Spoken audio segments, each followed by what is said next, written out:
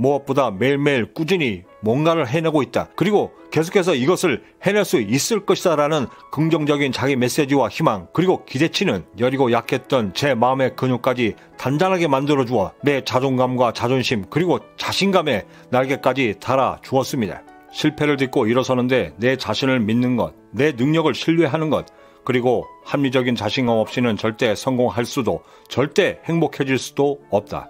노만 빈센트가 한 말입니다. 세상에 내 던져져 성공을 꿈고 각고의 노력으로 비상하려 할 때 어쩔 수 없이 맞이하게 되는 수많은 실패와 역경은 제 아무리 마음의 훈련을 해도 이겨내어 일어설 때마다의 고통은 참 익숙해지기가 쉽지 않습니다.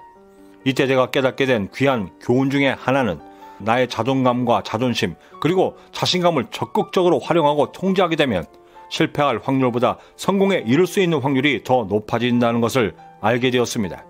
성공의 확률을 높이기 위한 방법을 논하기에 앞서 먼저 자존감과 자존심, 그리고 자신감이 어느 때에 어떻게 나타나는지를 먼저 알 필요가 있습니다. 그중 가장 첫 번째 자존감은 나 스스로를 존중하고 그 누구보다 나를 중요하게 여기는 마음으로 사랑받고 소중시되는 존재로서 행복한 삶을 살 수 있다는 믿음을 지칭하는 나를 사랑하는 마음입니다. 자존감이 있는 그대로의 자기 자신을 인정하고 긍정적인 마음으로 바라보는 것이라면 자존감은 자신의 품위를 지키겠다는 마음입니다.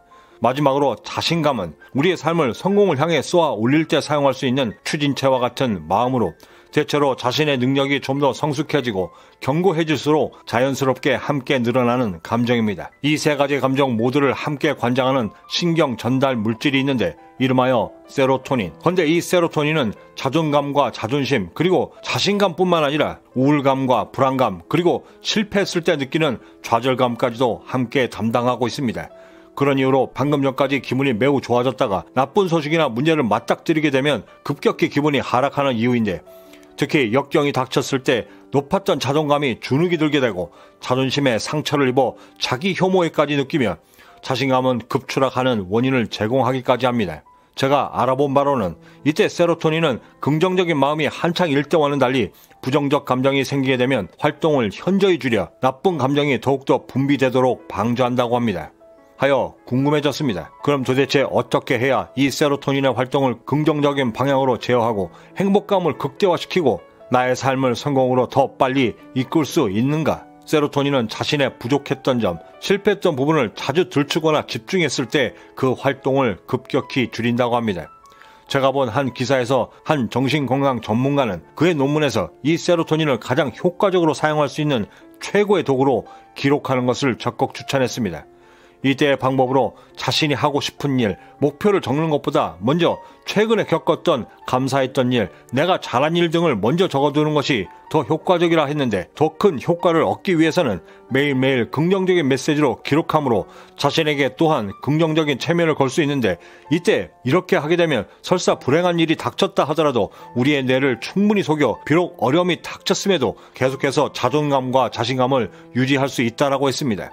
저의 경우도 숨쉬기조차 힘든 실패의 순간에 직원들 모두가 퇴근한 무심한 텅 빈 사무실에 홀로앉아 무심코 끄덕였던 나의 성공 경험 3가지가 상상 이상의 힘을 주었던 기억이 있습니다. 당시 저는 이 외에도 추락하는 자존감과 자신감을 붙잡기 위해 무작정 12시간 이상 걷기, 접시 수십 장을 있는 힘껏 던져 깨트리기 등등을 실시했었는데, 그 중에서도 가장 효과적인 방법 하나는 바로 매일같이 운동하는 것이었습니다. 매일매일 운동함으로써 얻게 되는 가장 큰 효과는 하루에도 몇 번씩 감당해야 하는 비관적인 감정들을 컨트롤하고 불이불식간에 찾아오는 그 수많은 문제들에 매우 탄력적이고 효과적으로 대처가 가능하고 자칫 급 하락할 수 있는 감정의 기복들을 평정심 있게 관리할 수 있다는 것이 제 경험상 얻을 수 있었던 최고의 장점이었습니다. 무엇보다 매일매일 꾸준히 뭔가를 해내고 있다. 그리고 계속해서 이것을 해낼 수 있을 것이다 라는 긍정적인 자기 메시지와 희망, 그리고 기대치는 여리고 약했던 제 마음의 근육까지 단단하게 만들어주어 내 자존감과 자존심, 그리고 자신감의 날개까지 달아주었습니다.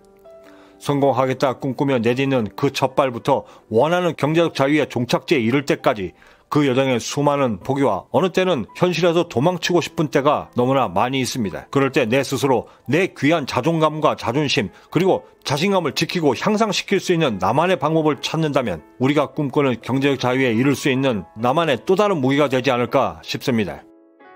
또 다른 아침을 시작하는 지금, 나를 더욱더 사랑할 수 있는 자존감으로 제 아무리 살벌했던 경쟁이었을지라도 당당하게 승리하여 맞설 수 있는 자존감으로 오늘 하루를 시작한다면 그 당당한 자신감에 행운의 여신이 우리의 오늘을 주목할 것입니다.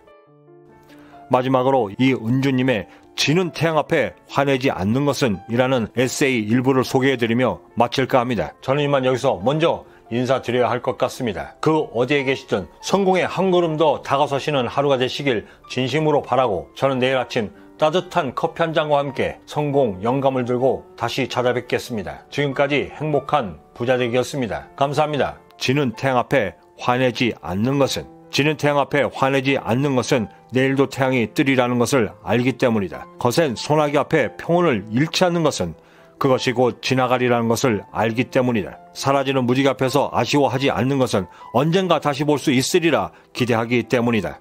새로운 기회가 오리라는 것을, 더 좋은 일이 돌아오리라는 것을, 모든 문제는 곧 해결되리라는 것을, 그리고 이것이 절대 끝이 아니라는 것을